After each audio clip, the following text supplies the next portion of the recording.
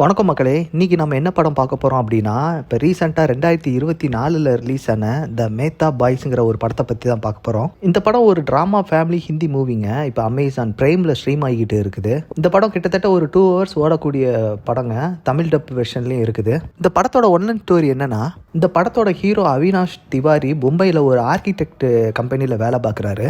ஒரு நாள் திவாரியோட அம்மா இறந்து போயிடுறாங்க. அவங்க அம்மா இறந்ததுக்கப்புறம் அவரோட தந்தை என்ன பண்ணுறாருன்னா, அவளோட மகளோட சேர்ந்து அமெரிக்கா போகலான்னு பிளான் பண்ணுறாங்க. ஸோ அந்த சமயத்தில் அவரோட டிக்கெட்ஸ் கன்ஃபார்ம் ஆகாதனால ஒரு 2 நாள் கழித்து மறுபடியும் டிக்கெட் போட்டுக்கலாம் அப்படின்னு சொல்லி முடிவு பண்ணுறாங்க. அந்த 2 நாள் தன் மகனின் அப்பார்ட்மெண்ட்டில் தங்கலான்னு முடிவு பண்ணுறாரு. ஆனால் இவர்கள் 2 பேரும் பார்த்தீங்கன்னா வெவ்வேறு கருத்துக்கள் கொண்டவர்கள். அந்த இருக்கிற 48 மணி நேரத்தில் அவர்கள் எவ்வாறு எதிர்கொண்டார்கள் என்பது தாங்க இந்த படத்தோட மீதி கதையே. இந்த படம் ஒரு நல்ல ஃபீல் குட் மூவி தாங்க.